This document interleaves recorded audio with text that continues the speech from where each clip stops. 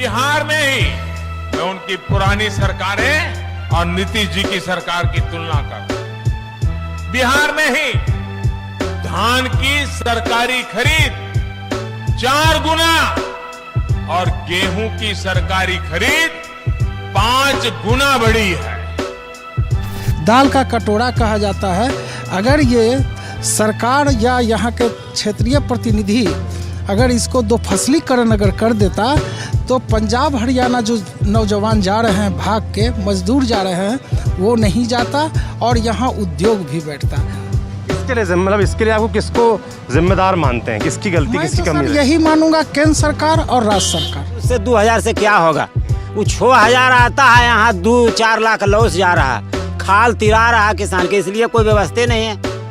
भगवान के आश्रित प्रधान होता है, मारा हो गया तो 3 साल से लगातार मारा चल रहा है सर। इसको पटवन के कोई साधन भी नहीं है, व्यवस्था चाहिए इससे। सरकार कोई व्यवस्था नहीं करते हैं। 2000 देला से क्या होगा? हमको थोड़े बेरोजगारी मिट रहा है सर, कुछ नहीं भी मिट रहा है। वो भी 2000 ऐसे थोड़ा मिलता है सर, उसके लिए कितना जगह घूस देना पड़ता है।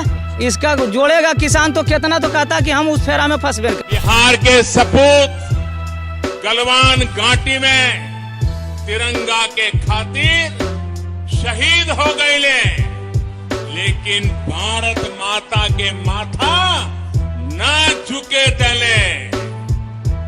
पुलवामा हमले में भी बिहार के जवान शहीद भइले। हम उनके चरण में शीश झुकावतानी, श्रद्धांजलि देवतानी। जो बिहार अपने बेटे बेटियों को सीमा पर देश की रखवाली के लिए भेजता है, क्या ये उसकी भावना का अपमान नहीं है? हमारे बिहार में जितने भी हैं हमारे बच्चे लोग भविष्य का खिलवाड़ किया गया है। सब रोड छाप हो गया है, शराबबंदी नहीं है, शराबबंदी नहीं है, शराब धंधा हो गया है। हाँ, और हमारा जितने भी हैं एक भी युवक सेना लायक नहीं रहा, काहे सबका फेफड़ा डैमेज हो गया कि इनको शराब पिलाया जा रहा है। इसीलिए सरकार का बदलाव चाहिए। हमारा फ्यूचर भविष्य देश का युवा ही है। युवा जब तक मजबूत नहीं रहेगा तो मेरा देश मजबूत नहीं रहेगा। आप मुझे बताइए, जम्मू कश्मीर से आर्टिकल 370 हटने का इंतजार देश बरसों से कर रहा था या नहीं? ये फैसला हमने लिया, एनडीए की सरकार ने लिया, लेकिन आज ये लोग इस फैसले को पलटने की बात कर रहे हैं। ये कह रहे हैं कि सत्ता में आए तो आर्टिकल 370 फिर लागू कर देंगे। और इनका दुस्साहस देखिए, इतना कहने के बाद भी ये लोग बिहार के लोगों से वोट मांगने की हिम्मत दिखा रहे हैं। और क्या मुद्दे हैं आपके क्षेत्र के? शिक्षा की 4 यहाँ +2 स्कूल है, एक भी स्कूल में +2 की पढ़ाई नहीं होती है, टीचर ही नहीं है।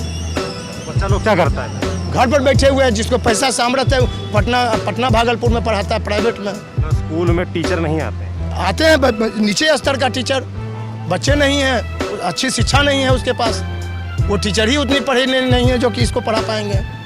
इसलिए गार्जियन प्राइवेट में पढ़ाना पसंद करता है। आप जब भी जब खुले हुए, अभी तो कोरोना काल में देख लीजिए स्कूल का हाल।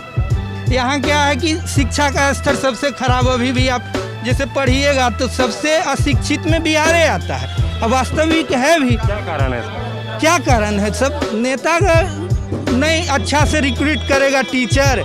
आप 2 बार परीक्षा दिए टीचर का, एक बार दिए फरवरी में, वो भी कैंसिल हो गया। क्या हुआ? पेपर बिक गया, क्या हुआ? फिर दे के आए, मरे मुराए, अभी फिर पटना गए थे, अब फिर बोलता है कैंसिल हो गया। तो यहाँ तो भ्रष्टाचार है ही, अशिक्षा भ्रष्टाचार एक पूरक है ही। जैसे आर्थिक तंगी रहेगा तो आदमी भ्रष्ट होगा ही, आर्थिक तंगी है ही, क्योंकि यहाँ कोई भी साधन नहीं है कमाने का। कोई जो भी साधन था वो भी सब नेता लोग छीन ही लिए। कोरोना महामारी से बचने के लिए तेजी से जो फैसले लिए गए हैं, जिस तरह बिहार के लोगों ने काम किया, नीतीश जी के नेतृत्व में एनडीए सरकार ने काम किया, उसके नतीजे आज दिख रहे हैं। दुनिया के बड़े बड़े अमीर देशों की हालत किसी से भी छिपी नहीं है। अगर बिहार में तेजी से काम न हुआ होता तो ये महामारी न जाने कितने साथियों की, हमारे परिवारजनों की जान ले लेती। कितना बड़ा हाहाकार मचता। बिहार वायरल वीडियो की चपेट में है। इन्हीं वायरल वीडियो से पता चल रहा है कि बिहार में कोरोना से लड़ाई की क्या हालत हो गई है। बदइंतजामी की बाढ़ आई हुई है। कभी पूर्णिया से तो कभी पटना से वीडियो वायरल हो जा रहा है। ऐसा लगता है कि सरकार 4 महीने बाद भी नहीं जागी है और अचानक से लोग अब जाग गए। कुछ दिन पहले नालंदा मेडिकल कॉलेज से एक वीडियो वायरल हुआ था। मरीज के बगल में बिस्तर पर शव रखे थे। आज फिर से एक वीडियो वायरल हुआ है जो बता रहा है कि वायरल होने से भी कुछ नहीं हो पा रहा है बिहार में। अस्पताल में जगह नहीं मिल रही है और मिल रही है तो डॉक्टर नहीं मिल रहा है। आलम यह है कि स्वास्थ्य सचिव खुद संक्रमित हैं और उन्होंने 3 अस्पतालों को आदेश जारी किया है कि मरीज का इलाज सीनियर डॉक्टर करें, जूनियर, इंटर्न या पीजी के छात्र ना करें। इसका मतलब क्या यह है कि इन अस्पतालों में सीनियर इलाज नहीं कर रहे थे? क्या इन लापरवाहियों के कारण किसी की मौत भी हुई होगी? क्या बिहार के नागरिकों का ये जानने का हक नहीं है अगर उन्हें थाली बजाने से फुर्सत नहीं है तो?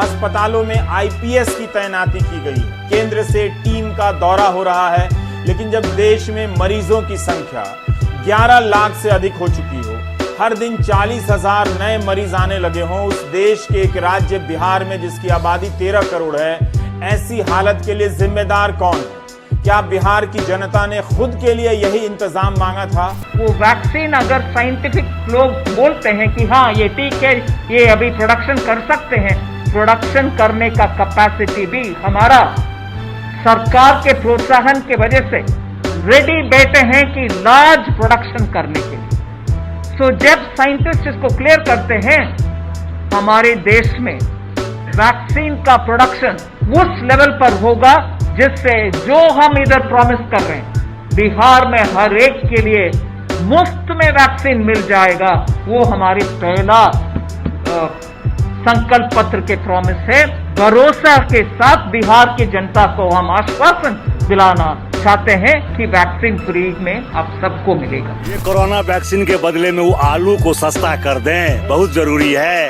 हर थाली से सब्जी भाग गया है, अगर आलू सस्ता हो जाए तो बहुत बड़ी बात होगी। आलू को सस्ता करने के लिए बोलिए। परवल जो आजकल 20 टके बिकता था 100 रुपया बिक रहा है। आज से 6 साल पहले चुनाव हुई थी, उन्होंने कहा था 2 करोड़ नौकरियां भाइयों बहनों मैं प्रति साल दूंगा। भैया कैठो नौकरी दिया, 2 करोड़ के बदले में 19 करोड़ नौकरी लेकर के बैठ गए। तो इसके वादा को क्या, तो वादा करते हैं। सिक्योरिटी और जॉब चाहिए, शिक्षा, स्वास्थ्य और बाढ़ से मुक्ति चाहिए बिहार को। बाढ़ से, फ्लड और शिक्षा, कानून, स्वास्थ्य, शिक्षा और रोजगार। भ्रष्टाचार से मुक्ति चाहिए। भ्रष्टाचार और बेरोजगारी, रोजगार चाहिए, रोजगार और भ्रष्टाचारी। So law and education system को स्ट्रॉन्ग किया जाए। उसके बाद स्वास्थ्य और शिक्षा में बिल्कुल सुधार होनी चाहिए।